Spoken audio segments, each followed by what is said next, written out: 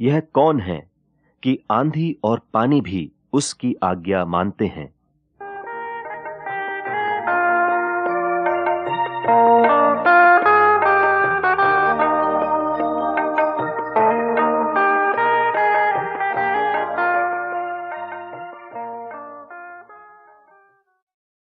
उन दिनों में यूहन्ना बपतिस्मा देने वाला आकर यहूदिया के जंगल में यह प्रचार करने लगा कि मन फिराओ, क्योंकि स्वर्ग का राज निकट आ गया है।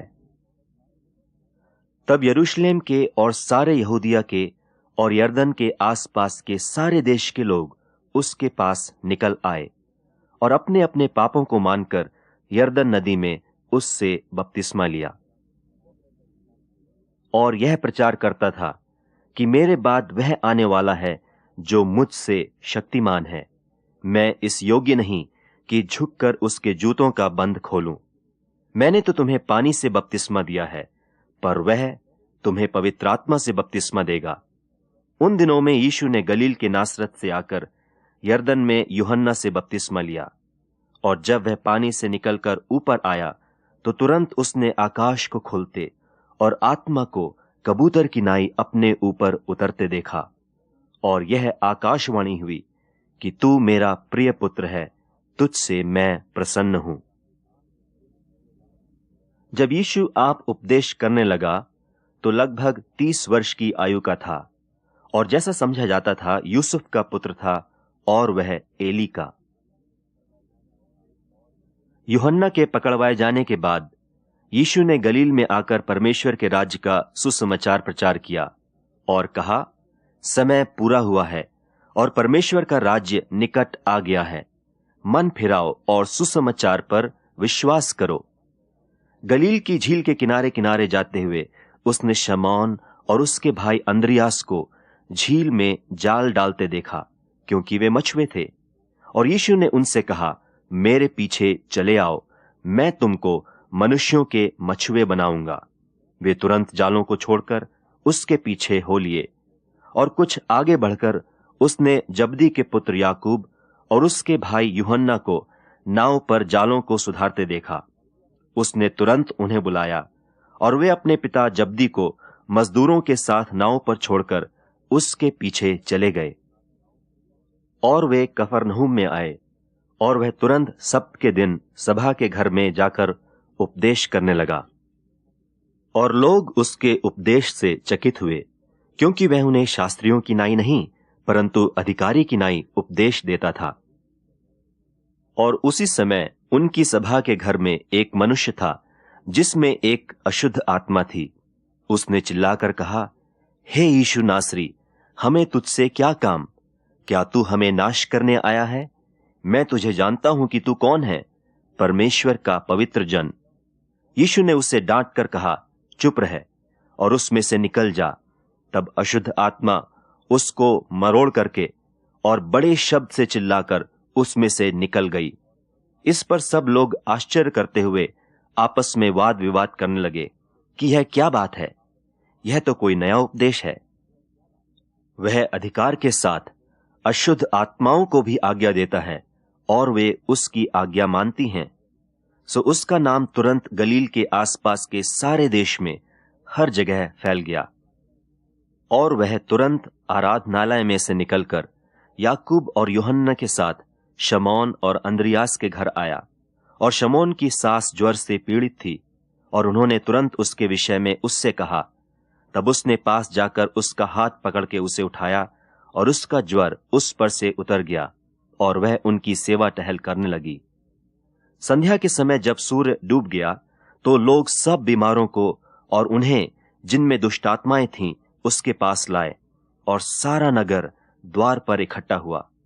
और उसने बहुतों को जो नाना प्रकार की बीमारियों से दुखी थे चंगा किया, और बहुत से दुष्टात्माओं को निकाला, और दुष्टात्माओं को बोलने न दिया, क्योंकि वे उसे पहचानती थीं।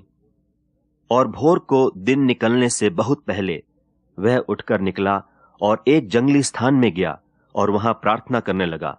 तब शमौन और उसके साथी उसकी खोज में गए।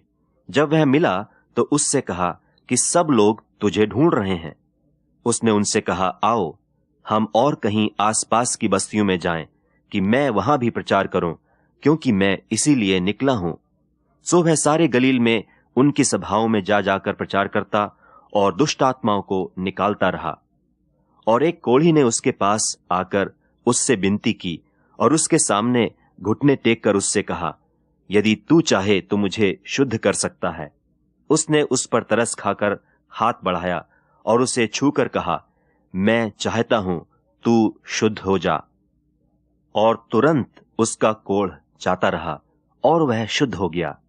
तब उसने उसे चिताकर तुरंत विदा किया और उससे कहा, देख, किसी से कुछ मत कहना, परंतु जाकर अपने आप को याजक को दिखा और अपने शुद्ध होने के विषय में जो कुछ मूसा ने ठहराया है उसे भेंट चढ़ा कि उन पर गवाही हो। परंतु वह बाहर जाकर इस बात को बहुत प्रचार करने और यहां तक फैलाने लगा कि यीशु फिर खुल्लम खुल्ला नगर में न जा सका, परंतु बाहर जंगली स्थानों में रहा और चहुं ओर से लोग उसके पास आते रहे।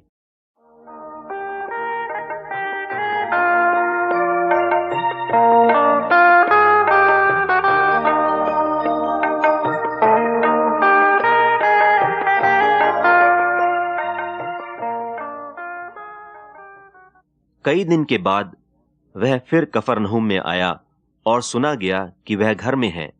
फिर इतने लोग इकट्ठे हुए कि द्वार के पास भी जगह नहीं मिली और वह उन्हें वचन सुना रहा था। और लोग एक झोले के मारे हुए को 4 मनुष्यों से उठवाकर उसके पास ले आए। परंतु जब वे भीड़ के कारण उसके निकट न पहुंच सके तो उन्होंने उस छत को जिसके नीचे वह था खोल दिया, और जब उसे उधेड़ चुके तो उस खाट को जिस पर झोले का मारा हुआ पड़ा था लटका दिया। यीशु ने उनका विश्वास देखकर उस झोले के मारे हुए से कहा, हे पुत्र, तेरे पाप क्षमा हुए। तब कई एक शास्त्री जो वहां बैठे थे अपने अपने मन में विचार करने लगे कि यह मनुष्य क्यों ऐसा कहता है। यह तो परमेश्वर की निंदा करता है। परमेश्वर को छोड़ और कौन पाप क्षमा कर सकता है। यीशु ने तुरंत अपनी आत्मा में जान लिया कि वे अपने अपने मन में ऐसा विचार कर रहे हैं, और उनसे कहा, तुम अपने अपने मन में यह विचार क्यों कर रहे हो? सहज क्या है? क्या झोले के मारे हुए से यह कहना कि तेरे पाप क्षमा हुए, या यह कहना कि उठ, अपनी खाट उठाकर चल फिर? परंतु जिससे तुम जान लो कि मनुष्य के पुत्र को पृथ्वी पर पाप क्षमा करने का भी अधिकार है, उसने उस झोले के मारे हुए से कहा, मैं तुझसे कहता हूं, उठ, अपनी खाट उठाकर अपने घर चला जा। और वह उठा और तुरंत खाट उठाकर और सबके सामने से निकलकर चला गया। इस पर सब चकित हुए और परमेश्वर की बड़ाई करके कहने लगे कि हमने ऐसा कभी नहीं देखा। वह फिर निकलकर झील के किनारे गया और सारी भीड़ उसके पास आई और वह उन्हें उपदेश देने लगा। जाते हुए उसने हलफई के पुत्र लेवी को चुंगी की चौकी पर बैठे देखा और उससे कहा, मेरे पीछे हो ले। और वह उठकर उसके पीछे हो लिया, और वह उसके घर में भोजन करने बैठा।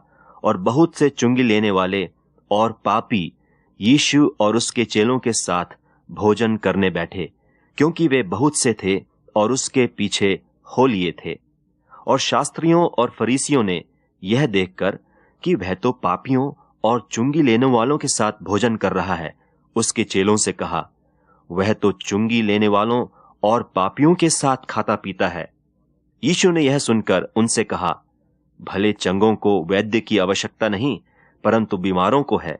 मैं धर्मियों को नहीं, परंतु पापियों को बुलाने आया हूं।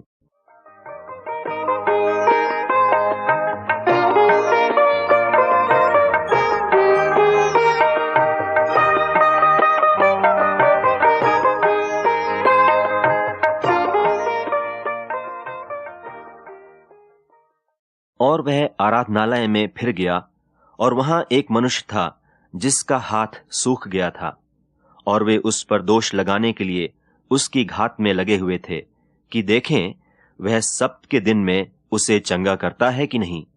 उसने सूखे हाथ वाले मनुष्य से कहा, बीच में खड़ा हो, और उनसे कहा, क्या सब्त के दिन भला करना उचित है या बुरा करना, प्राण को बचाना या मारना?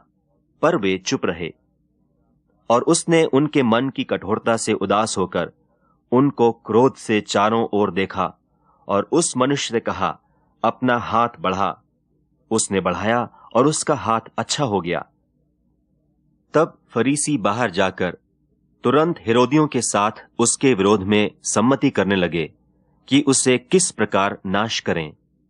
और यीशु अपने चेलों के साथ झील की ओर चला गया। और उसने अपने चेलों से कहा, भीड़ के कारण एक छोटी नाव मेरे लिए तैयार रहे, ताकि वे मुझे दबा न सकें, क्योंकि उसने बहुतों को चंगा किया था। इसलिए जितने लोग रोग से ग्रसित थे, उसे छूने के लिए उस पर गिरे पड़ते थे। और अशुद्ध आत्माएं भी जब उसे देखती थीं, तो उसके आगे गिर पड़ती थीं और चिल्लाकर कहती थीं कि तू परमेश्वर का पुत्र है। और उसने उन्हें बहुत चिताया कि मुझे प्रगट न करना। और वह पहाड़ पर चढ़ गया और जिन्हें वह चाहता था उन्हें अपने पास बुलाया, और वे उसके पास चले आए। तब उसने 12 पुरुषों को नियुक्त किया कि वे उसके साथ साथ रहें, और वह उन्हें भेजे कि प्रचार करें और दुष्टात्माओं को निकालने का अधिकार रखें।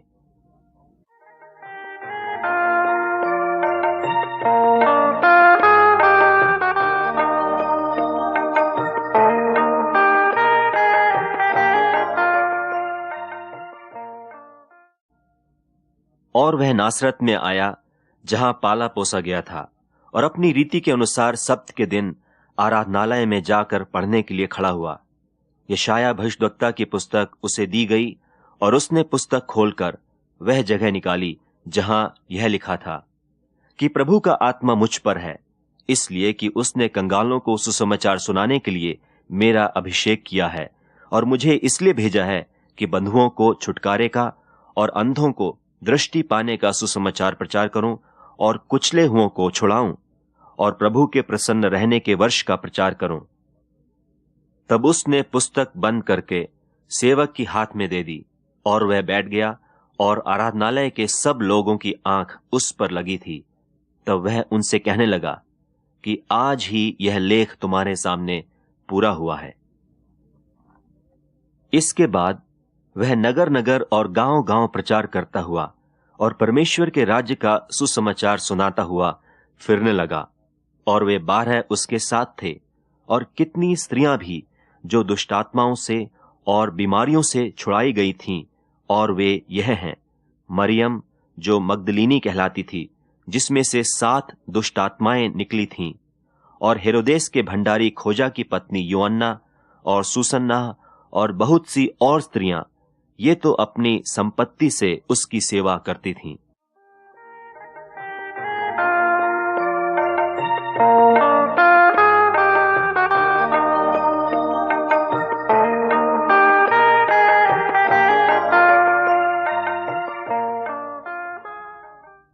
वह फिर झील के किनारे उपदेश देने लगा, और ऐसी बड़ी भीड़ उसके पास इकट्ठी हो गई कि वह झील में एक नाव पर चढ़कर बैठ गया, और सारी भीड़ भूमि पर झील के किनारे खड़ी रही। और वह उन्हें दृष्टांतों में बहुत सी बातें सिखाने लगा, और अपने उपदेश में उनसे कहा, सुनो, देखो, एक बोने वाला बीज बोने के लिए निकला, और बोते समय कुछ तो मार्ग के किनारे गिरा, और पक्षियों ने आकर उसे चुग लिया। और कुछ पथरीली भूमि पर गिरा, जहां उसको बहुत मिट्टी न मिली, और गहरी मिट्टी न मिलने के कारण जल्द उगाया। और जब सूर्य निकला तो जल गया, और जड़ न पकड़ने के कारण सूख गया।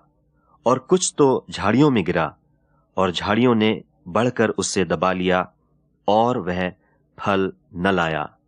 परंतु कुछ अच्छी भूमि पर गिरा, और वह उगा और बढ़कर फलवंत हुआ। और कोई 30 गुणा, कोई 60 गुणा, और कोई 100 गुणा फल लाया। और उसने कहा, जिसके पास सुनने के लिए कान हो वह सुन ले। जब वह अकेला रह गया, तो उसके साथियों ने उन 12 समेत उससे इन दृष्टांतों के विषय में पूछा। फिर उसने उनसे कहा, क्या तुम यह दृष्टांत नहीं समझते? तो फिर और सब दृष्टांतों को क्यों कर समझोगे? बोने वाला वचन बोता है, जो मार्ग के किनारे के हैं, जहां वचन बोया जाता है। ये वे हैं कि जब उन्होंने सुना तो शैतान तुरंत आकर वचन को जो उनमें बोया गया था उठा ले जाता है। और वैसे ही जो पथरीली भूमि पर बोए जाते हैं, ये वे हैं कि जो वचन को सुनकर तुरंत आनंद के साथ ग्रहण कर लेते हैं, परंतु अपने भीतर जड़ न रखने के कारण वे थोड़े ही दिनों के लिए रहते हैं। इसके बाद जब वचन के कारण उन पर क्लेश या उपद्रव होता है, तो वे तुरंत ठोकर खाते हैं। और जो झाड़ियों में बोए गए, ये वे हैं जिन्होंने वचन सुना और संसार की चिंता और धन का धोखा और वस्तुओं का लोभ उनमें समाकर वचन को दबा देता है और वह निष्फल रह जाता है। और जो अच्छी भूमि में बोए गए, वे ये हैं जो वचन सुनकर ग्रहण करते और फल लाते हैं, कोई 30 गुणा, कोई 60 गुणा और कोई 100 गुणा। फिर उसने कहा, हम परमेश्वर के राज की उपमा किससे दें और किस दृष्टांत से उसका वर्णन करें? वह राई के दाने के समान है कि जब भूमि में बोया जाता है तो भूमि के सब बीजों से छोटा होता है, परंतु जब बोया गया तो उगकर सब साग पात से बड़ा हो जाता है और उसकी ऐसी बड़ी डालियां निकलती हैं कि आकाश के पक्षी उसकी छाया में बसेरा कर सकते हैं। और वह उन्हें इस प्रकार के बहुत से दृष्टांत दे देकर उनकी समझ के अनुसार वचन सुनाता था, और बिना दृष्टांत कहे उनसे कुछ भी नहीं कहता था, परंतु एकांत में वह अपने निज चेलों को सब बातों का अर्थ बताता था। उसी दिन जब सांझ हुई तो उसने उनसे कहा, आओ हम पार चलें। और वे भीड़ को छोड़कर जैसा वह था वैसा ही उसे नाव पर साथ ले चले, और उसके साथ और भी नावें थीं। जब बड़ी आंधी आई और लहरें नाव पर यहां तक लगीं कि वह अब पानी से भरी जाती थीं, और वह आप पिछले भाग में गद्दी पर सो रहा था, तब उन्होंने उसे जगाकर उससे कहा, हे गुरु, क्या तुझे चिंता नहीं कि हम नाश हुए जाते हैं? तब उसने उठकर आंधी को डांटा और पानी से कहा, शांत रह, थम जा। और आंधी थम गई और बड़ा चैन हो गया। और उनसे कहा, तुम क्यों डरते हो? क्या तुम्हें अब तक विश्वास नहीं? और वे बहुत ही डर गए और आपस में बोले, यह कौन है कि आंधी और पानी भी उसकी आज्ञा मानते हैं?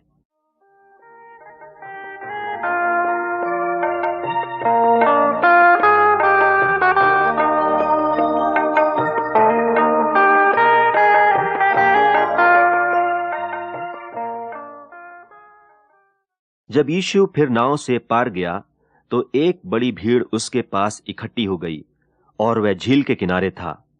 और याईर नाम आराधनालय के सरदारों में से एक आया और उसे देखकर उसके पांवों पर गिरा और उससे यह कहकर बहुत विनती की कि मेरी छोटी बेटी मरने पर है, तू आकर उस पर हाथ रख कि वह चंगी होकर जीवित रहे। तब वह उसके साथ चला और बड़ी भीड़ उसके पीछे हो ली, यहां तक कि लोग उस पर गिरे पड़ते थे। और एक स्त्री जिसको 12 वर्ष से लहू बहने का रोग था और जिसने बहुत वैद्यों से बड़ा दुख उठाया और अपना सब माल व्यय करने पर भी कुछ लाभ न उठाया था, परंतु और भी रोगी हो गई थी, यीशु की चर्चा सुनकर भीड़ में उसके पीछे से आई और उसके वस्त्र को छू लिया, क्योंकि वह कहती थी, यदि मैं उसके वस्त्र ही को छू लूंगी तो चंगी हो जाऊंगी। और तुरंत उसका लहू बहना बंद हो गया और उसने अपनी देह में जान लिया कि मैं उस बीमारी से अच्छी हो गई।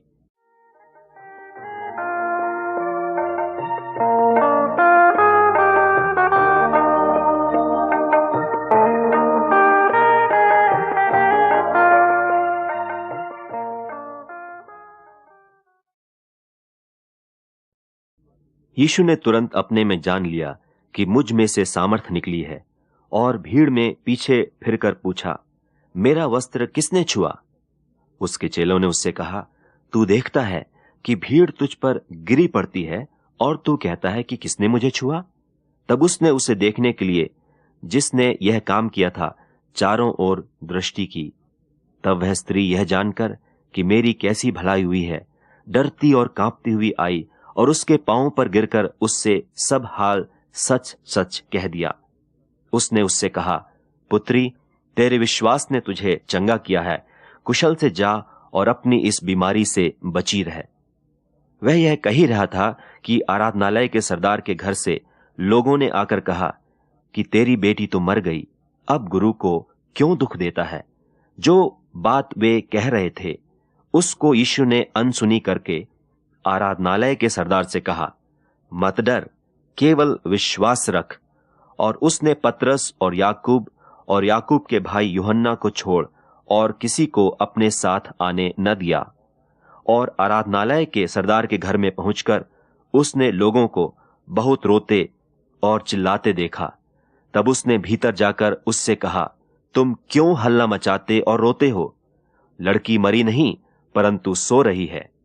वे उसकी हंसी करने लगे, परंतु उसने सबको निकालकर लड़की के माता पिता और अपने साथियों को लेकर भीतर जहां लड़की पड़ी थी गया और लड़की का हाथ पकड़कर उससे कहा, तलीता कूमी, जिसका अर्थ यह है कि हे लड़की, मैं तुझसे कहता हूं, उठ।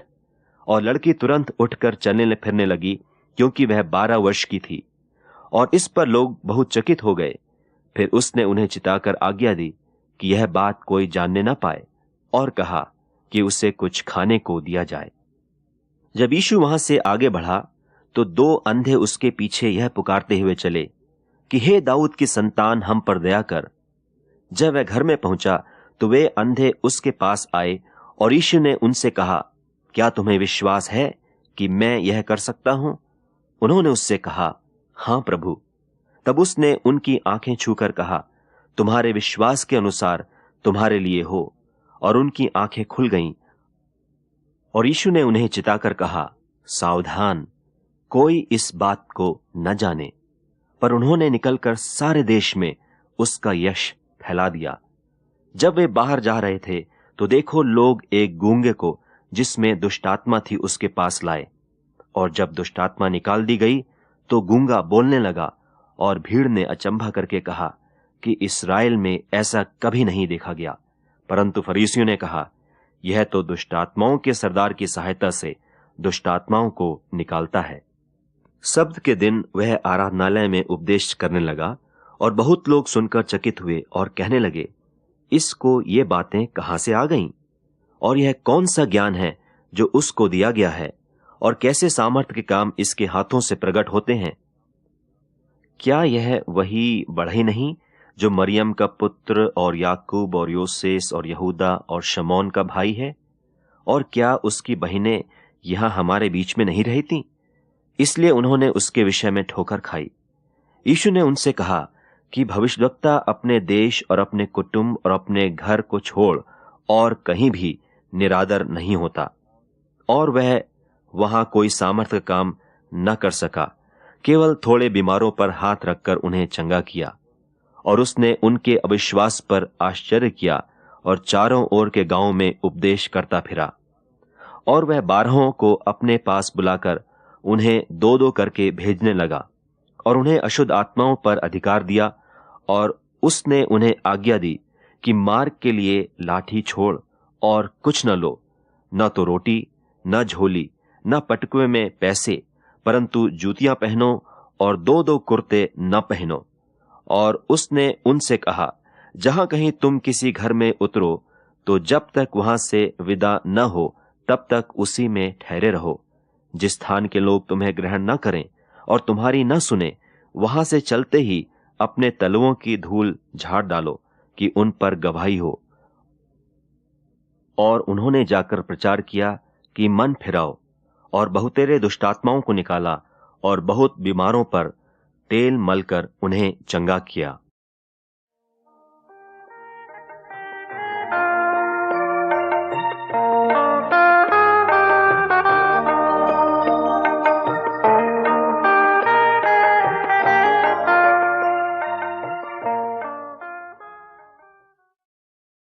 प्रेरितों ने यीशु के पास इकट्ठे होकर जो कुछ उन्होंने किया और सिखाया था सब उसको बता दिया। उसने उनसे कहा, तुम आप अलग किसी जंगली स्थान में जाकर थोड़ा विश्राम करो, क्योंकि बहुत लोग आते जाते थे और उन्हें खाने का अवसर भी नहीं मिलता था। इसलिए वे नाव पर चढ़कर सुनसान जगह में अलग चले गए। और बहुतों ने उन्हें जाते देखकर पहचान लिया और सब नगरों से इकट्ठे होकर वहां पैदल दौड़े और उनसे पहले जा पहुंचे। उसने निकलकर बड़ी भीड़ देखी और उन पर तरस खाया, क्योंकि वे उन भेड़ों के समान थे जिनका कोई रखवाला न हो, और वह उन्हें बहुत सी बातें सिखाने लगा। जब दिन बहुत ढल गया तो उसके चेले उसके पास आकर कहने लगे, यह सुनसान जगह है और दिन बहुत ढल गया है, उन्हें विदा कर कि चारों ओर के गांवों और बस्तियों में जाकर अपने लिए कुछ खाने को मोल लें। उसने उन्हें उत्तर दिया कि तुम ही उन्हें खाने को दो। उन्होंने उससे कहा, क्या हम 100 दिनार की रोटियां मोल लें और उन्हें खिलाएं? उसने उनसे कहा, जाकर देखो तुम्हारे पास कितनी रोटियां हैं। उन्होंने मालूम करके कहा, 5 और 2 मछली भी। तब उसने उन्हें आज्ञा दी कि सबको हरी घास पर पांति पांति से बैठा दो, और वे 100-100 और 50-50 करके पांति पांति बैठ गए। और उसने उन 5 रोटियों को और 2 मछलियों को लिया और स्वर्ग की ओर देखकर धन्यवाद किया और रोटियां तोड़ तोड़कर चेलों को देता गया कि वे लोगों को परोसें, और वे 2 मछलियां भी उन सब में बांट दी, और सब खाकर तृप्त हो गए। और उन्होंने टुकड़ों से 12 टोकरियां भरकर उठाईं, और कुछ मछलियों से भी। जिन्होंने रोटियां खाईं वे 5,000 पुरुष थे। तब उसने तुरंत अपने चेलों को बरबस नाव पर चढ़ाया कि वे उससे पहले उस पार बेतसैदा को चले जाएं, जब तक कि वह लोगों को विदा करे। और उन्हें विदा करके पहाड़ पर प्रार्थना करने को गया। और जब सांझ हुई तो नाव झील के बीच में थी और वह अकेला भूमि पर था। और जब उसने देखा कि वे खेते खेते घबरा गए हैं, क्योंकि हवा उनके विरुद्ध थी, तो रात के 4थे पहर के निकट वह झील पर चलते हुए उनके पास आया और उनसे आगे निकल जाना चाहता था। परंतु उन्होंने उसे झील पर चलते देखकर समझा कि भूत है और चिल्ला उठे, क्योंकि सब उसे देखकर घबरा गए थे। पर उसने तुरंत उनसे बातें की और कहा, ढाढ़स बांधो, मैं हूं, डरो मत। तब वह उनके पास नाव पर आया और हवा थम गई, और वे बहुत ही आश्चर्य करने लगे, क्योंकि वे उन रोटियों के विषय में न समझे थे, परंतु उनके मन कठोर हो गए थे। और वे पार उतरकर गन्ने सरत में पहुंचे और नाव घाट पर लगाई। और जब वे नाव पर से उतरे तो लोग तुरंत उसको पहचान कर आसपास के सारे देश में दौड़े और बीमारों को खाटों पर डालकर जहां जहां समाचार पाया कि वह है, वहां वहां लिए फिरे। और जहां कहीं वह गांवों, नगरों या बस्तियों में जाता था, तो लोग बीमारों को बाजारों में रखकर उससे विनती करते थे कि वह उन्हें अपने वस्त्र के आंचल ही को छू लेने दे, और जितने उसे छूते थे सब चंगे हो जाते थे।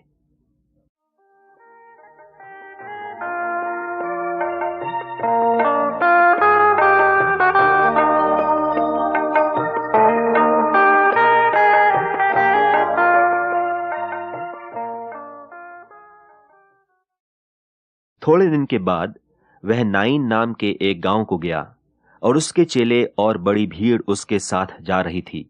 जब वह नगर के फाटक के पास पहुंचा तो देखो, लोग एक मुर्दे को बाहर लिए जा रहे थे, जो अपनी मां का एकलौता पुत्र था, और वह विधवा थी, और नगर के बहुत से लोग उसके साथ थे। उसे देखकर प्रभु को तरस आया और उससे कहा, मत रो।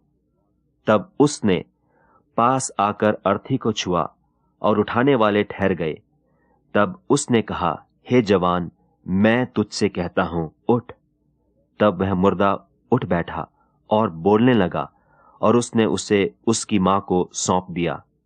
इससे सब पर भय छा गया, और वे परमेश्वर की बड़ाई करके कहने लगे कि हमारे बीच में एक बड़ा भविष्यद्वक्ता उठा है, और परमेश्वर ने अपने लोगों पर कृपा दृष्टि की है।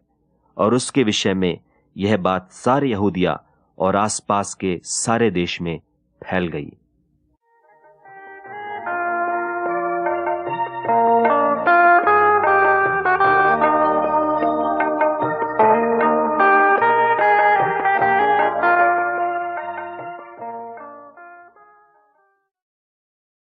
यीशु कैसरिया फिलिप्पी के देश में आकर अपने चेलों से पूछने लगा कि लोग मनुष्य के पुत्र को क्या कहते हैं? उन्होंने कहा, कितने तो यूहन्ना बपतिस्मा देने वाला कहते हैं, और कितने एलिय्याह, और कितने यिर्मयाह या भविष्यवक्ताओं में से कोई एक कहते हैं। उसने उनसे कहा, परंतु तुम मुझे क्या कहते हो? शमौन पतरस ने उत्तर दिया कि तू जीवते परमेश्वर का पुत्र मसीह है। यीशु ने उसको उत्तर दिया कि हे शमौन, योना के पुत्र, तू धन्य है, क्योंकि मांस और लोहू ने नहीं, परंतु मेरे पिता ने जो स्वर्ग में है, यह बात तुझ पर प्रकट की है। और मैं भी तुझसे कहता हूं कि तू पतरस है, और मैं इस पत्थर पर अपनी कलीसिया बनाऊंगा, और अधोलोक के फाटक उस पर प्रबल न होंगे। मैं तुझे स्वर्ग के राज की कुंजियां दूंगा, और जो कुछ तू पृथ्वी पर बांधेगा वह स्वर्ग में बंधेगा, और जो कुछ तू पृथ्वी पर खोलेगा वह स्वर्ग में खुलेगा। तब उसने चेलों को चिताया कि किसी से न कहना कि मैं मसीह हूं। 6 दिन के बाद यीशु ने पतरस और याकूब और यूहन्ना को साथ लिया और एकांत में किसी ऊंचे पहाड़ पर ले गया, और उनके सामने उसका रूप बदल गया, और उसका वस्त्र ऐसा चमकने लगा और यहां तक अति उज्जवल हुआ कि पृथ्वी पर कोई धोबी भी वैसा उज्जवल नहीं कर सकता। और उन्हें मूसा के साथ एलिय्याह दिखाई दिया, और वे यीशु के साथ बातें करते थे। इस पर पतरस ने यीशु से कहा, हे रब्बी, हमारा यहां रहना अच्छा है, इसलिए हम 3 मंडप बनाएं, एक तेरे लिए, एक मूसा के लिए, और एक एलिय्याह के लिए। क्योंकि वह न जानता था कि क्या उत्तर दे, इसलिए कि वे बहुत डर गए थे। तब एक बादल ने उन्हें छा लिया, और उस बादल में से यह शब्द निकला कि यह मेरा प्रिय पुत्र है, उसकी सुनो। तब उन्होंने एकाएक चारों ओर दृष्टि की, और यीशु को छोड़ अपने साथ और किसी को न देखा। पहाड़ पर से उतरते हुए उसने उन्हें आज्ञा दी कि जब तक मनुष्य का पुत्र मरे हुओं में से जी न उठे, तब तक जो कुछ तुमने देखा है वह किसी से न कहना। उन्होंने इस बात को स्मरण रखा और आपस में वाद विवाद करने लगे कि मरे हुओं में से जी उठने का क्या अर्थ है। फिर वे वहां से चले और गलील में होकर जा रहे थे, और वह नहीं चाहता था कि कोई उसे जाने, क्योंकि वह अपने चेलों को उपदेश देता और उनसे कहता था कि मनुष्य का पुत्र मनुष्यों के हाथ में पकड़वाया जाएगा, और वे उसे मार डालेंगे, और वह मरने के 3 दिन बाद जी उठेगा। पर यह बात उनकी समझ में नहीं आई, और वे उससे पूछते से डरते थे। फिर वे कफरनहूम में आए, और घर में आकर उसने उनसे पूछा कि रास्ते में तुम किस बात पर विवाद करते थे? वे चुप रहे, क्योंकि मार्ग में उन्होंने आपस में यह वाद विवाद किया था कि हम में से बड़ा कौन है। तब उसने बैठकर 12 को बुलाया और उनसे कहा, यदि कोई बड़ा होना चाहे तो सबसे छोटा और सबका सेवक बने। और उसने एक बालक को लेकर उनके बीच में खड़ा किया और उसे गोद में लेकर उनसे कहा, जो कोई मेरे नाम से ऐसे बालकों में से किसी एक को भी ग्रहण करता है, वह मुझे ग्रहण करता है, और जो कोई मुझे ग्रहण करता है वह मुझे नहीं वरन मेरे भेजने वालों को ग्रहण करता है। फिर वह वहां से उठकर यहूदिया के सीमानों में और यरदन के पार आया, और भीड़ उसके पास फिर इकट्ठी हो गई, और वह अपनी रीति के अनुसार उन्हें फिर उपदेश देने लगा। फिर लोग बालकों को उसके पास लाने लगे कि वह उन पर हाथ रखे, पर चेलों ने उसको डांटा।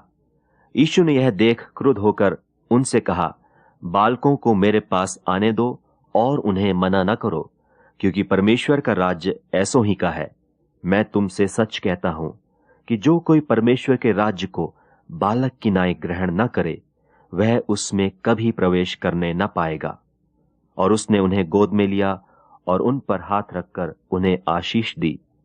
और जब वह निकलकर मार्ग में जाता था, तो एक मनुष्य उसके पास दौड़ता हुआ आया और उसके आगे घुटने टेक कर उससे पूछा, हे उत्तम गुरु, अनंत जीवन का अधिकारी होने के लिए मैं क्या करूं?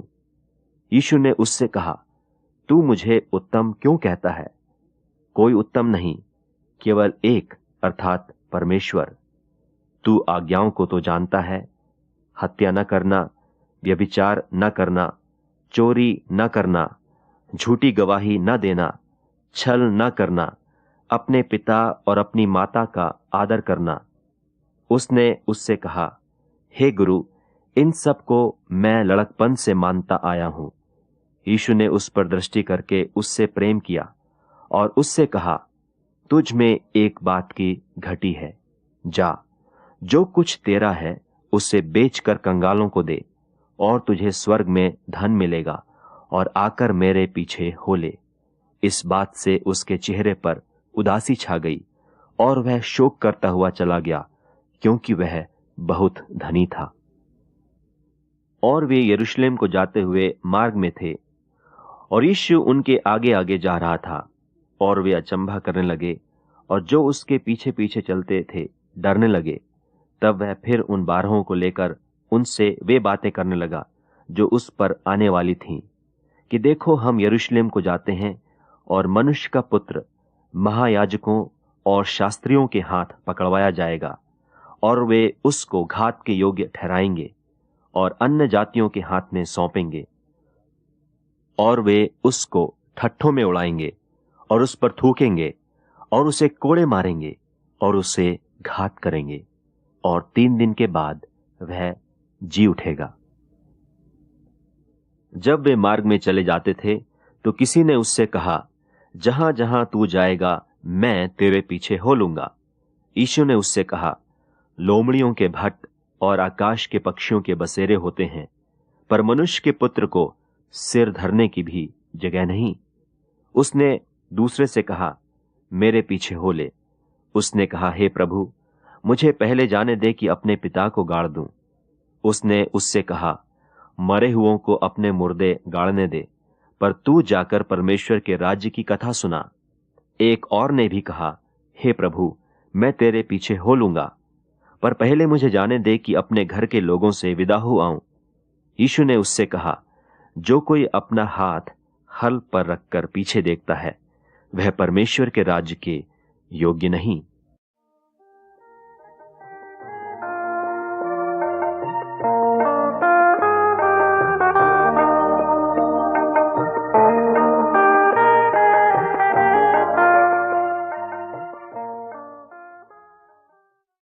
जो माता या पिता को मुझसे अधिक प्रिय जानता है, वह मेरे योग्य नहीं, और जो बेटा या बेटी को मुझसे अधिक प्रिय जानता है, वह मेरे योग्य नहीं, और जो अपना क्रूस लेकर मेरे पीछे न चले, वह मेरे योग्य नहीं।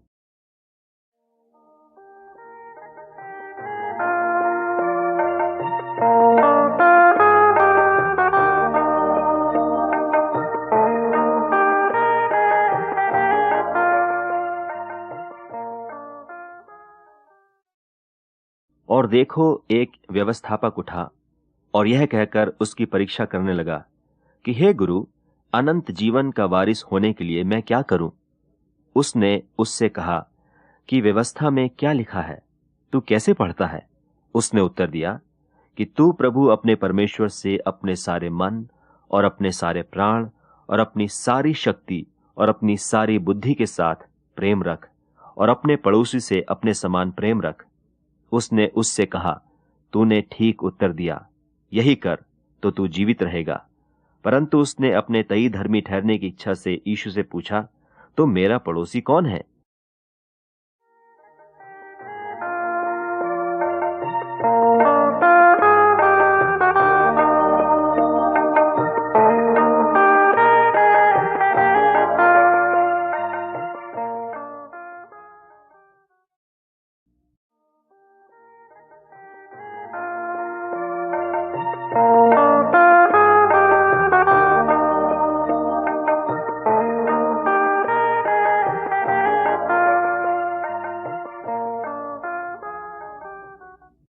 यीशु ने उत्तर दिया कि एक मनुष्य यरूशलेम से यरीहो को जा रहा था कि डाकुओं ने घेर कर उसके कपड़े उतार लिए और मार पीट कर उसे अधमुआ छोड़कर चले गए। और ऐसा हुआ कि उसी मार्ग से एक याजक जा रहा था, परंतु उसे देख के कतरा कर चला गया। और इसी रीति से एक लेवी उस जगह पर आया, वह भी उसे देख के कतरा कर चला गया। परंतु एक सामरी यात्री वहां आ निकला और उसे देखकर तरस खाया, और उसके पास आकर और उसके घावों पर तेल और दाखरस ढालकर पट्टियां बांधी और अपनी सवारी पर चढ़ाकर सराय में ले गया और उसकी सेवा टहल की। दूसरे दिन उसने 2 दिनार निकालकर भटियारे को दिए और कहा, इसकी सेवा टहल करना, और जो कुछ तेरा और लगेगा वह मैं लौटने पर तुझे भर दूंगा। अब तेरी समझ में जो डाकुओं में घिर गया था, इन तीनों में से उसका पड़ोसी कौन ठहरा? उसने कहा, वही जिसने उस पर तरस खाया। यीशु ने उससे कहा, जा, तू भी ऐसा ही कर। फिर जब वे जा रहे थे तो वह एक गांव में गया, और मार्था नाम एक स्त्री ने उसे अपने घर में उतारा, और मरियम नाम उसकी एक बहन थी। वह प्रभु के पांवों के पास बैठकर उसका वचन सुनती थी। पर मार्था सेवा करते करते घबरा गई और उसके पास आकर कहने लगी, हे प्रभु, क्या तुझे कुछ भी सोच नहीं कि मेरी बहन ने मुझे सेवा करने के लिए अकेली ही छोड़ दिया है? सो उससे कह कि मेरी सहायता करे। प्रभु ने उसे उत्तर दिया, मार्था, हे मार्था, तू बहुत बातों के लिए चिंता करती और घबराती है, परंतु एक बात अवश्य है, और उस उत्तम भाग को मरियम ने चुन लिया है, जो उससे छीना न जाएगा। फिर वह किसी जगह प्रार्थना कर रहा था, और जब वह प्रार्थना कर चुका तो उसके चेलों में से एक ने उससे कहा, हे प्रभु, जैसे यूहन्ना ने अपने चेलों को प्रार्थना करना सिखलाया, वैसे ही हमें भी तू सिखा दे। उसने उनसे कहा, जब तुम प्रार्थना करो तो कहो, हे पिता, तेरा नाम पवित्र माना जाए, तेरा राज्य आए, हमारी दिन भर की रोटी हर दिन हमें दिया कर, और हमारे पापों को क्षमा कर, क्योंकि हम भी अपने हर एक अपराधी को क्षमा करते हैं, और हमें परीक्षा में न ला।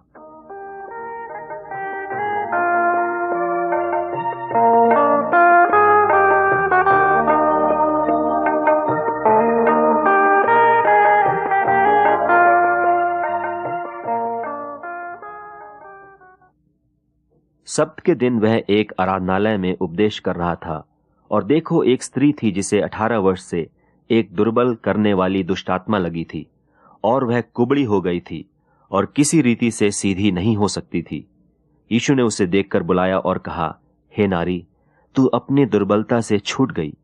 तब उसने उस पर हाथ रखे और वह तुरंत सीधी हो गई और परमेश्वर की बड़ाई करने लगी, इसलिए कि यीशु ने सब्त के दिन उसे अच्छा किया था। आराधनालय का सरदार रिसिया कर लोगों से कहने लगा, 6 दिन हैं जिनमें काम करना चाहिए, सो उन्हीं दिनों में आकर चंगे हो, परंतु सब्त के दिन में नहीं। यह सुनकर प्रभु ने उत्तर देकर कहा, हे कपटियों, क्या सब्त के दिन तुम में से हर एक अपने बैल या गधे को थान से खोलकर पानी पिलाने नहीं ले जाता? और क्या उचित न था कि यह स्त्री जो इब्राहिम की बेटी है, जिसे शैतान ने 18 वर्ष से बांध रखा था, सब्त के दिन इस बंधन से छुड़ाई जाती? जब उसने ये बातें कहीं तो उसके सब विरोधी लज्जित हो गए, और सारी भीड़ उन महिमा के कामों से जो वह करता था आनंदित हुई। वह नगर नगर और गांव गांव होकर उपदेश करता हुआ यरूशलेम की ओर जा रहा था। उसी घड़ी कितने फरीसियों ने आकर उससे कहा, यहां से निकलकर चला जा, क्योंकि हेरोदेस तुझे मार डालना चाहता है।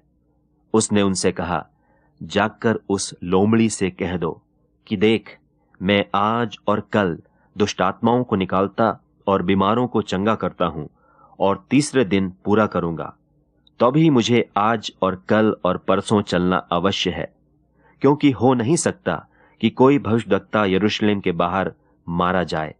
हे यरूशलेम, हे यरूशलेम, तू जो भविष्यद्वक्ताओं को मार डालती है और जो तेरे पास भेजे गए उन्हें पत्थरवाह करती है, कितनी ही बार मैंने यह चाहा कि जैसे मुर्गी अपने बच्चों को अपने पंखों के नीचे इकट्ठे करती है, वैसे ही मैं भी तेरे बालकों को इकट्ठे करूं, पर तुमने यह न चाहा।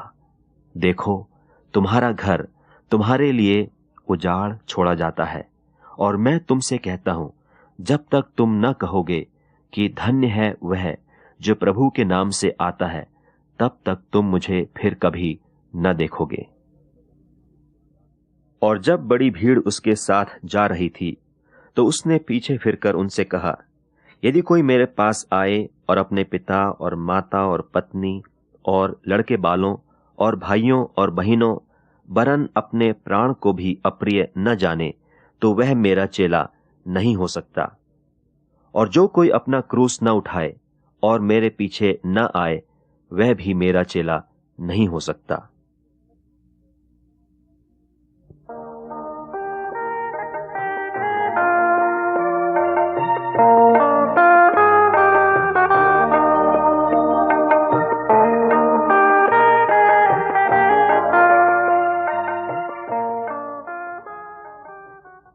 सब चुंगी लेने वाले और पापी उसके पास आया करते थे ताकि उसकी सुने। और फरीसी और शास्त्री कुड़कुड़ाकर कहने लगे कि यह तो पापियों से मिलता है और उनके साथ खाता पीता भी है। तब उसने उनसे यह दृष्टांत कहा, तुम में से कौन है जिसकी 100 भेड़ें हों और उनमें से एक खो जाए, तो 99 को जंगल में छोड़कर उस खोई हुई को जब तक मिल न जाए खोजता न रहे? और जब मिल जाती है तब वह बड़े आनंद से उसे कांधे पर उठा लेता है और घर में आकर मित्रों और पड़ोसियों को इकट्ठे करके कहता है, मेरे साथ आनंद करो, क्योंकि मेरी खोई हुई भेड़ मिल गई है। मैं तुमसे कहता हूं कि इसी रीति से एक मन फिराने वाले पापी के विषय में स्वर्ग में भी इतना आनंद होगा जितना कि 99 ऐसे धर्मियों के विषय नहीं होता जिन्हें मन फिराने की आवश्यकता नहीं। फिर उसने कहा, किसी मनुष्य के 2 पुत्र थे। उनमें से छुटके ने पिता से कहा कि हे पिता, संपत्ति में से जो भाग मेरा हो वह मुझे दे दीजिए। उसने उनको अपनी संपत्ति बांट दी। और बहुत दिन न बीते थे कि छुटका पुत्र सब कुछ इकट्ठा करके एक दूर देश को चला गया और वहां कुकर्म में अपनी संपत्ति उड़ा दी। जब वह सब कुछ खर्च कर चुका तो उस देश में बड़ा अकाल पड़ा और वह कंगाल हो गया। और वह उस देश के निवासियों में से एक के यहां जा पड़ा। उसने उसे अपने खेतों में सूअर चराने के लिए भेजा। और वह चाहता था कि उन फलियों से जिन्हें सूअर खाते थे अपना पेट भरे, और उसे कोई कुछ नहीं देता था। जब वह अपने आपे में आया तब कहने लगा कि मेरे पिता के कितने ही मजदूरों को भोजन से अधिक रोटी मिलती है और मैं यहां भूखा मर रहा हूं। मैं अब उठकर अपने पिता के पास जाऊंगा और उससे कहूंगा कि पिताजी, मैंने स्वर्ग के विरोध में और तेरी दृष्टि में पाप किया है। अब इस योग्य नहीं रहा कि तेरा पुत्र कहलाऊं। मुझे अपने एक मजदूर की नाई रख ले। तब वह उठकर अपने पिता के पास चला। वह अभी दूर ही था कि उसके पिता ने उसे देखकर तरस खाया और दौड़कर उसे गले लगाया और बहुत चूमा। पुत्र ने उससे कहा, पिताजी, मैंने स्वर्ग के विरोध में और तेरी दृष्टि में पाप किया है और अब इस योग्य नहीं रहा कि तेरा पुत्र कहलाऊं। परंतु पिता ने अपने दासों से कहा, झट अच्छे से अच्छा वस्त्र निकालकर उसे पहनाओ और उसके हाथ में अंगूठी और पांव में जूतियां पहनाओ और पला हुआ बछड़ा लाकर मारो, ताकि हम खाएं और आनंद मनावें। क्योंकि मेरा यह पुत्र मर गया था, फिर जी गया है, खो गया था, अब मिल गया है। और वे आनंद करने लगे। परंतु उसका जेठा पुत्र खेत में था, और जब वह आते हुए घर के निकट पहुंचा तो उसने गाने बजाने और नाचने का शब्द सुना। और उसने एक दास को बुलाकर पूछा, यह क्या हो रहा है? उसने उससे कहा, तेरा भाई आया है और तेरे पिता ने पला हुआ बछड़ा कटवाया है, इसलिए कि उसे भला चंगा पाया है। यह सुनकर वह क्रोध से भर गया और भीतर जाना न चाहा। परंतु उसका पिता बाहर आकर उसे मनाने लगा। उसने पिता को उत्तर दिया कि देख, मैं इतने वर्ष से तेरी सेवा कर रहा हूं और कभी भी तेरी आज्ञा नहीं टाली, तो भी तूने मुझे कभी एक बकरी का बच्चा भी ना दिया कि मैं अपने मित्रों के साथ आनंद करता। परंतु जब तेरा यह पुत्र, जिसने तेरी संपत्ति वेश्याओं में उड़ा दी है, आया, तो उसके लिए तूने पला हुआ बछड़ा कटवाया। उसने उससे कहा, पुत्र, तू सर्वदा मेरे साथ है और जो कुछ मेरा है वह सब तेरा ही है। परंतु अब आनंद करना और मगन होना चाहिए, क्योंकि यह तेरा भाई मर गया था, फिर जी गया है, खो गया था अब मिल गया है। और उसने कितनों से जो अपने ऊपर भरोसा रखते थे कि हम धर्मी हैं और औरों को तुच्छ जानते थे, यह दृष्टांत कहा कि दो मनुष्य मंदिर में प्रार्थना करने के लिए गए, एक फरीसी था और दूसरा चुंगी लेने वाला।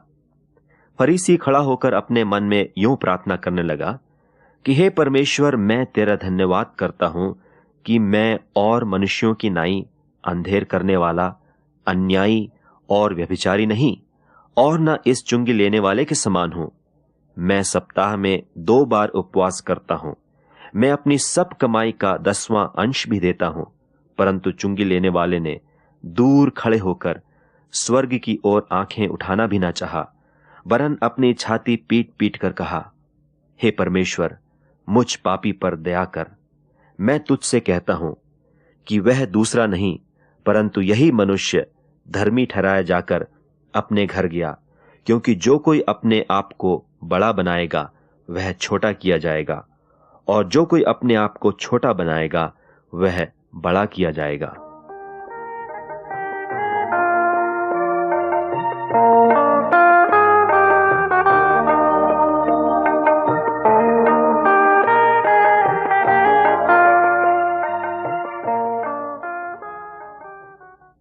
और वे यरीहो में आए, और जब वह और उसके चेले और एक बड़ी भीड़ यरीहो से निकलती थी, तो तिमाई का पुत्र बरतिमाई, एक अंधा भिखारी, सड़क के किनारे बैठा था।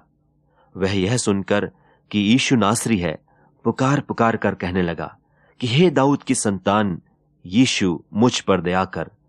बहुतों ने उसे डांटा कि चुप रहे, पर वह और भी पुकारने लगा कि हे दाऊद की संतान, मुझ पर दया कर। तब यीशु ने ठहर कर कहा, उसे बुलाओ। और लोगों ने उस अंधे को बुलाकर उससे कहा, ढाढ़स बांध, उठ, वह तुझे बुलाता है। वह अपना कपड़ा फेंक कर शीघ्र उठा और यीशु के पास आया। इस पर यीशु ने उससे कहा, तू क्या चाहता है कि मैं तेरे लिए करूं? अंधे ने उससे कहा, हे रब्बी, यह कि मैं देखने लगूं। यीशु ने उससे कहा, चला जा, तेरे विश्वास ने तुझे चंगा कर दिया है। और वह तुरंत देखने लगा और मार्ग में उसके पीछे हो लिया। जब वे यरूशलेम के निकट जैतून पहाड़ पर बेतफगे और बैतनिय्याह के पास आए, तो उसने अपने चेलों में से 2 को यह कहकर भेजा कि अपने सामने के गांव में जाओ, और उसमें पहुंचते ही एक गदही का बच्चा, जिस पर कभी कोई नहीं चढ़ा, बंधा हुआ तुम्हें मिलेगा, उसे खोल लाओ। यदि तुमसे कोई पूछे, यह क्यों करते हो, तो कहना कि प्रभु को इसका प्रयोजन है, और वह शीघ्र उसे यहां भेज देगा। उन्होंने जाकर उस बच्चे को बाहर द्वार के पास चौक में बंधा हुआ पाया और खोलने लगे। और उनमें से जो वहां खड़े थे कोई कोई कहने लगे कि यह क्या करते हो, गधी के बच्चे को क्यों खोलते हो? उन्होंने जैसा यीशु ने कहा था वैसा ही उनसे कह दिया। तब उन्होंने उन्हें जाने दिया, और उन्होंने बच्चे को यीशु के पास लाकर उस पर अपने कपड़े डाले, और वह उस पर बैठ गया।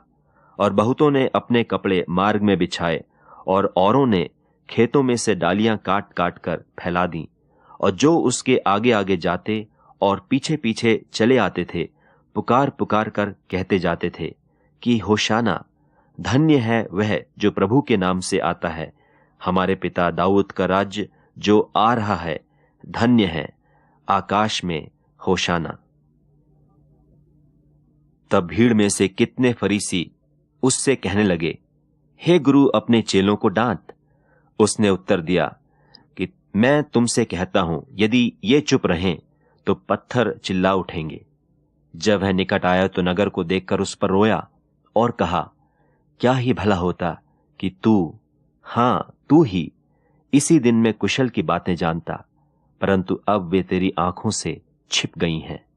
क्योंकि वे दिन तुझ पर आएंगे कि तेरे बैरी मोर्चा बांधकर तुझे घेर लेंगे और चारों ओर से तुझे दबाएंगे, और तुझे और तेरे बालकों को जो तुझ में है मिट्टी में मिलाएंगे, और तुझ में पत्थर पर पत्थर भी न छोड़ेंगे, क्योंकि तूने वह अवसर जब तुझ पर कृपा दृष्टि की गई न पहचाना। फिर वे यरूशलेम में आए, और वह मंदिर में गया, और वहां जो लेन देन कर रहे थे उन्हें बाहर निकालने लगा, और सर्राफों के पीढ़े और कबूतरों के बेचने वालों की चौकियां उलट दी, और मंदिर में से होकर किसी को बर्तन लेकर आने जाने न दिया, और उपदेश करके उनसे कहा, क्या यह नहीं लिखा है कि मेरा घर सब जातियों के लिए प्रार्थना का घर कहलाएगा? पर तुमने इसे डाकुओं की खो बना दी है। यह सुनकर महायाजक और शास्त्री उसके नाश करने का अवसर ढूंढने लगे, क्योंकि उससे डरते थे, इसलिए कि सब लोग उसके उपदेश से चकित होते थे। और प्रतिदिन सांझ होते ही वह नगर से बाहर जाया करता था।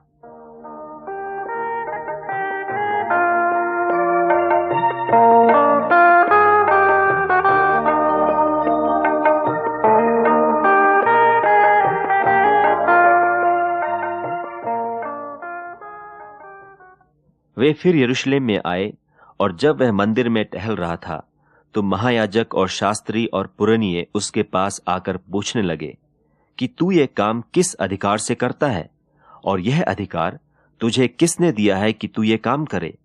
यीशु ने उससे कहा, मैं भी तुमसे एक बात पूछता हूं, मुझे उत्तर दो, तो मैं तुम्हें बताऊंगा कि ये काम किस अधिकार से करता हूं। यूहन्ना का बपतिस्मा क्या स्वर्ग की ओर से था व मनुष्यों की ओर से था? मुझे उत्तर दो। तब वे आपस में विवाद करने लगे कि यदि हम कहें स्वर्ग की ओर से, तो वह कहेगा, फिर तुमने उसकी प्रतीति क्यों नहीं की? और यदि हम कहें मनुष्यों की ओर से, तो लोगों का डर है, क्योंकि सब जानते हैं कि यूहन्ना सचमुच भविष्यद्वक्ता है। सो उन्होंने यीशु को उत्तर दिया कि हम नहीं जानते। यीशु ने उनसे कहा, मैं भी तुमको नहीं बताता कि ये काम किस अधिकार से करता हूं। जब सब लोग सुन रहे थे तो उसने अपने चेलों से कहा, शास्त्रियों से चौकस रहो, जिनको लंबे लंबे वस्त्र पहने हुए फिरना भाता है, और जिन्हें बाजारों में नमस्कार और सभाओं में मुख्य आसन और जेवनारों में मुख्य स्थान प्रिय लगते हैं। वे विधवाओं के घर खा जाते हैं और दिखाने के लिए बड़ी देर तक प्रार्थना करते हैं। ये बहुत ही दंड पाएंगे। फिर उसने आंख उठाकर धनवानों को अपना अपना दान भंडार में डालते देखा, और उसने एक कंगाल विधवा को भी उसमें 2 दमड़ियां डालते देखा। तब उसने कहा, मैं तुमसे सच कहता हूं कि इस कंगाल विधवा ने सबसे बढ़कर डाला है, क्योंकि उन सब ने अपनी अपनी बढ़ती में से दान में कुछ डाला है, परंतु इसने अपनी घटी में से अपनी सारी जीविका डाल दी है।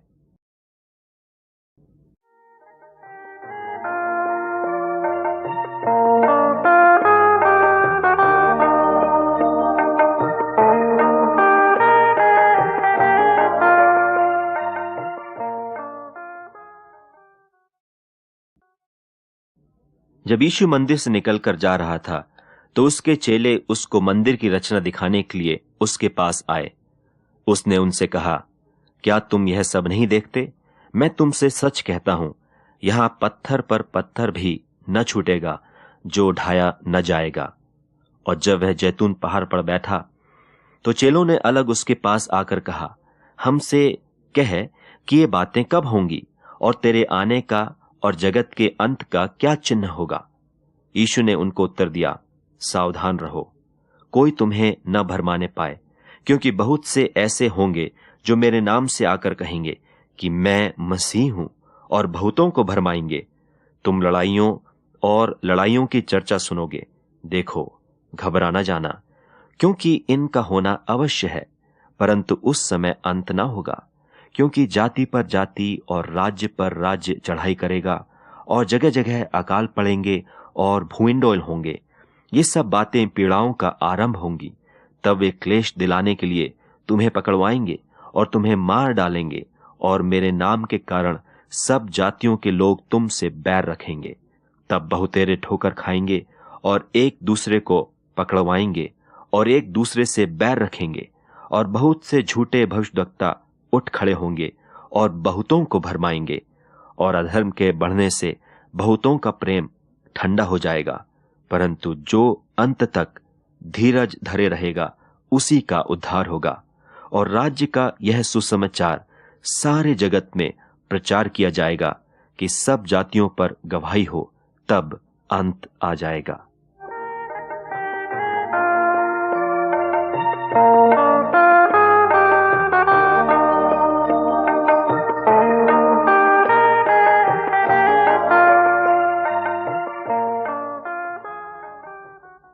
दो दिन के बाद फसह और अख़मीरी रोटी का पर्व होने वाला था, और महायाजक और शास्त्री इस बात की खोज में थे कि उसे क्यों कर छल से पकड़कर मार डालें, परंतु कहते थे कि पर्व के दिन नहीं, कहीं ऐसा न हो कि लोगों में बलवा मचे।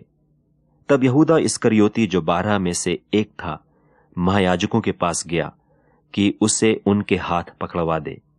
वे यह सुनकर आनंदित हुए और उसको रुपये देना स्वीकार किया, और यह अवसर ढूंढने लगा कि उसे किसी प्रकार पकड़वा दे। तब अख़मीरी रोटी के पर्व का दिन आया, जिसमें फसह का मेमना बलि करना अवश्य था, और यीशु ने पतरस और यूहन्ना को यह कहकर भेजा कि जाकर हमारे खाने के लिए फसह तैयार करो। जब सांझ हुई तो वह 12 के साथ आया, और जब वे बैठे भोजन कर रहे थे तो यीशु ने कहा, मैं तुमसे सच कहता हूं कि तुम में से एक जो मेरे साथ भोजन कर रहा है मुझे पकड़वाएगा। उन पर उदासी छा गई और वे एक एक करके उससे कहने लगे, क्या वह मैं हूं?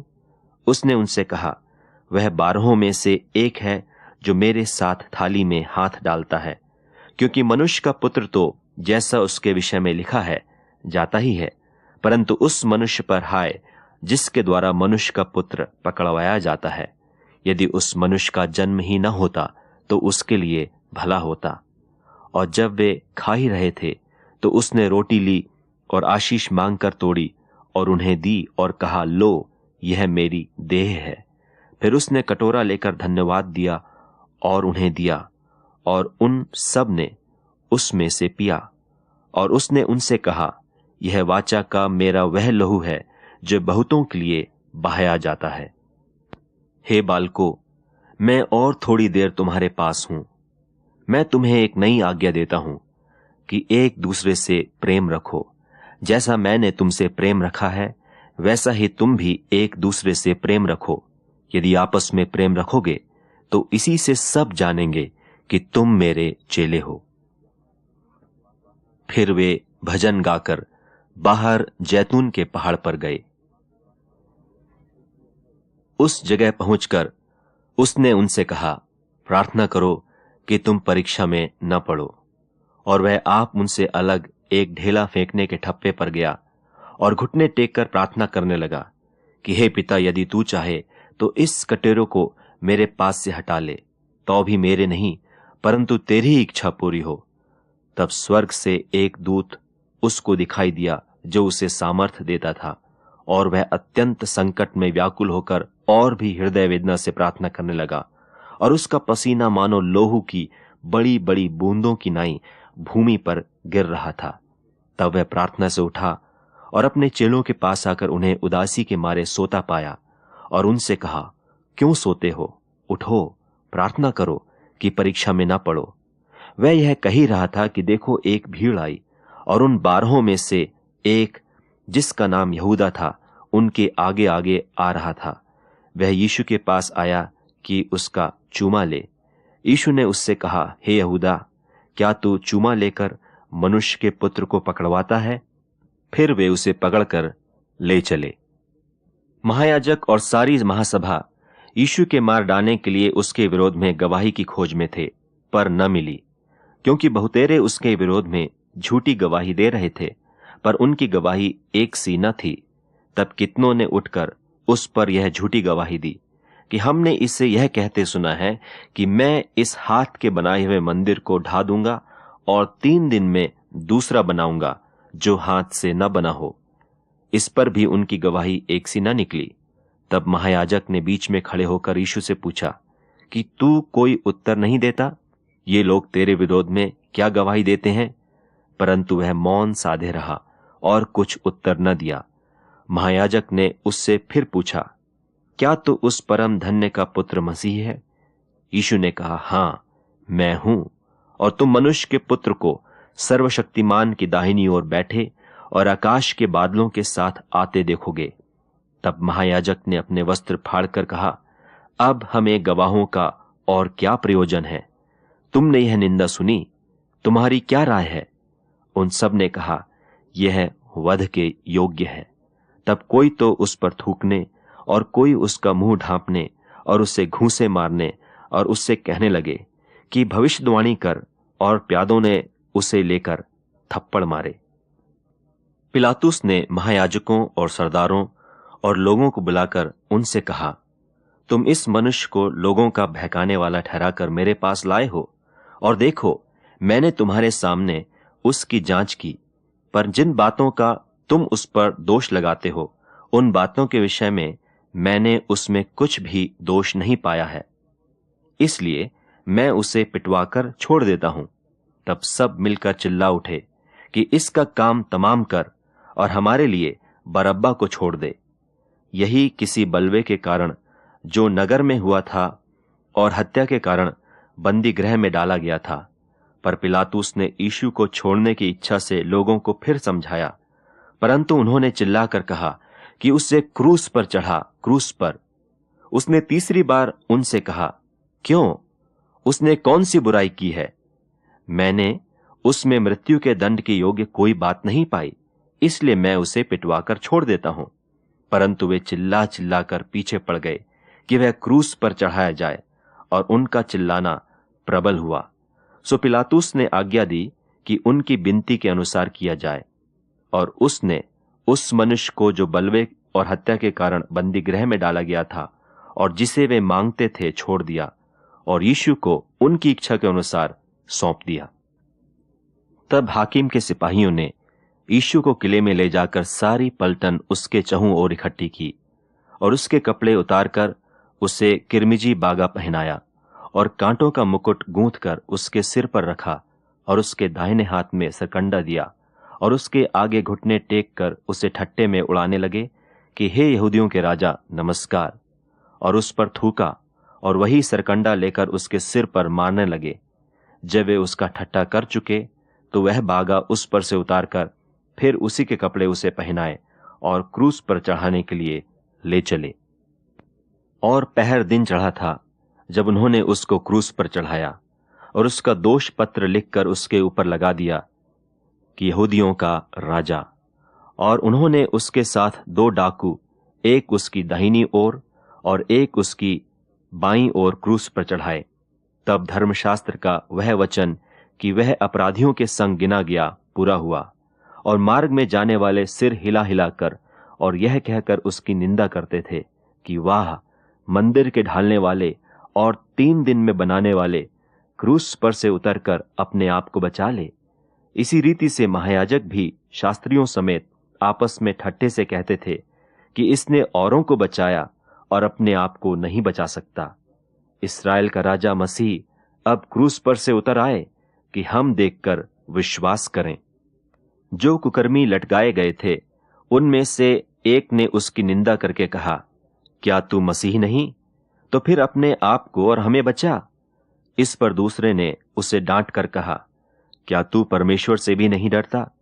तू भी तो वही दंड पा रहा है, और हम तो न्यायानुसार दंड पा रहे हैं, क्योंकि हम अपने कामों का ठीक फल पा रहे हैं। पर इसने कोई अनुचित काम नहीं किया।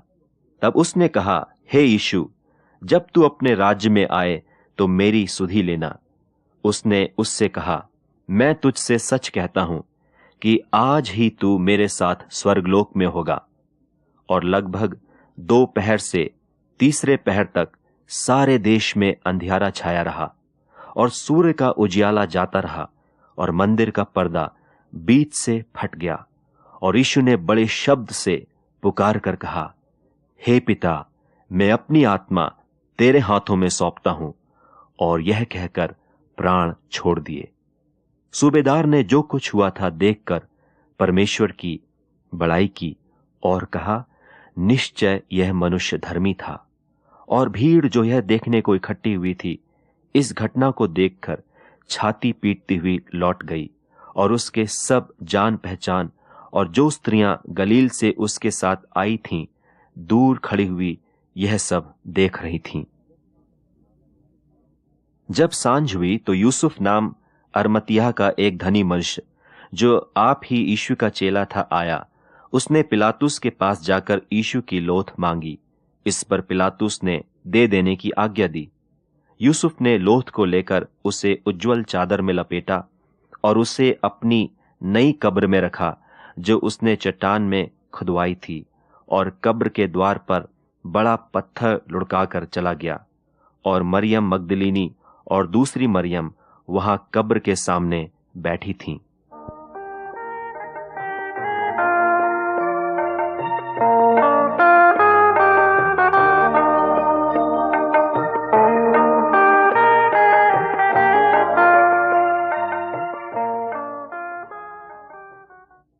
सब्त के दिन के बाद सप्ताह के पहले दिन पह फटते ही मरियम मगदलीनी और दूसरी मरियम कब्र को देखने आईं। और देखो, एक बड़ा भूइंडोल हुआ, क्योंकि प्रभु का एक दूत स्वर्ग से उतरा और पास आकर उसने पत्थर को लुढ़का दिया और उस पर बैठ गया। उसका रूप बिजली का सा और उसका वस्त्र पाले की नाई उज्ज्वल था। उसके भय से पहिरुए कांप उठे और मृतक के समान हो गए। स्वर्गदूत ने स्त्रियों से कहा कि तुम मत डरो। मैं जानता हूं कि तुम यीशु को, जो क्रूस पर चढ़ाया गया था, ढूंढती हो। वह यहां नहीं है, परंतु अपने वचन के अनुसार जी उठा है। आओ, वह स्थान देखो जहां प्रभु पड़ा था, और शीघ्र जाकर उसके चेलों से कहो कि वह मृतकों में से जी उठा है। और देखो, वह तुमसे पहले गलील को जाता है, वहां उसका दर्शन पाओगे। देखो, मैंने तुमसे कह दिया। और वे भय और बड़े आनंद के साथ कब्र से शीघ्र लौटकर उसके चेलों को समाचार देने के लिए दौड़ गईं। और देखो, यीशु उन्हें मिला और कहा, सलाम। और उन्होंने पास आकर उसके पांव पकड़कर उसको दंडवत किया। तब यीशु ने उनसे कहा, मत डरो। मेरे भाइयों से जाकर कहो कि गलील को चले जाएं, वहां मुझे देखेंगे। उसी दिन, जो सप्ताह का पहला दिन था, संध्या के समय, जब वहां के द्वार जहां चेले थे यहूदियों के डर के मारे बंद थे, तब यीशु आया और बीच में खड़ा होकर उनसे कहा, तुम्हें शांति मिले। और यह कहकर उसने अपना हाथ और अपना पंजर उनको दिखाए। तब चेले प्रभु को देखकर आनंदित हुए। परंतु 12 में से एक व्यक्ति, अर्थात थोमा, जो दिदुमुस कहलाता है, जब यीशु आया तो उनके साथ न था। जब और चेले उससे कहने लगे कि हमने प्रभु को देखा है, तब उसने उनसे कहा, जब तक मैं उसके हाथों में कीलों के छेद न देख लूं और कीलों के छेदों में अपनी उंगली न डाल लूं और उसके पंजर में अपना हाथ न डाल लूं, तब तक मैं प्रतीति नहीं करूंगा। 8 दिन के बाद उसके चेले फिर घर के भीतर थे और थोमा उनके साथ था और द्वार बंद थे। तब यीशु ने आकर और बीच में खड़ा होकर कहा, तुम्हें शांति मिले। तब उसने थोमा से कहा, अपनी उंगली यहां लाकर मेरे हाथों को देख और अपना हाथ लाकर मेरे पंजर में डाल, और अविश्वासी नहीं परंतु विश्वासी हो। यह सुन थोमा ने उत्तर दिया, हे मेरे प्रभु, हे मेरे परमेश्वर। यीशु ने उससे कहा, तूने तो मुझे देखकर विश्वास किया है। धन्य वे हैं जिन्होंने बिना देखे विश्वास किया। और 11 चेले गलील में उस पहाड़ पर गए जिसे यीशु ने उन्हें बताया था, और उन्होंने उसके दर्शन पाकर उसे प्रणाम किया, पर किसी किसी को संदेह हुआ। यीशु ने उनके पास आकर कहा कि स्वर्ग और पृथ्वी का सारा अधिकार मुझे दिया गया है, इसलिए तुम जाकर सब जातियों के लोगों को चेला बनाओ और उन्हें पिता और पुत्र और पवित्र आत्मा के नाम से बपतिस्मा दो, और उन्हें सब बातें जो मैंने तुम्हें आज्ञा दी है मानना सिखाओ। और देखो, मैं जगत के अंत तक सदैव तुम्हारे संग हूं। परंतु जब पवित्र आत्मा तुम पर आएगा, तब तुम सामर्थ पाओगे, और यरूशलेम और सारे यहूदिया और सामरिया में और पृथ्वी की छोर तक मेरे गवाह होगे। यह कहकर वह उनके देखते देखते ऊपर उठा लिया गया, और बादल ने उसे उनकी आंखों से छिपा लिया। और उसके जाते समय जब वे आकाश की ओर ताक रहे थे, तो देखो, 2 पुरुष श्वेत वस्त्र पहने हुए उनके पास आ खड़े हुए और कहने लगे, हे गलीली पुरुषों, तुम क्यों खड़े स्वर्ग की ओर देख रहे हो?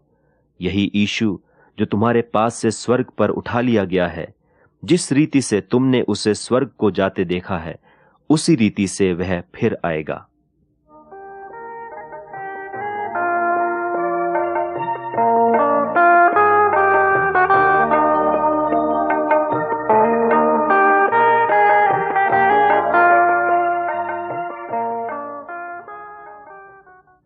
क्योंकि परमेश्वर ने जगत से ऐसा प्रेम रखा कि उसने अपना इकलौता पुत्र दे दिया, ताकि जो कोई उस पर विश्वास करे वह नाश न हो, परंतु अनंत जीवन पाए। परमेश्वर ने अपने पुत्र को जगत में इसलिए नहीं भेजा कि जगत पर दंड की आज्ञा दे, परंतु इसलिए कि जगत उसके द्वारा उद्धार पाए।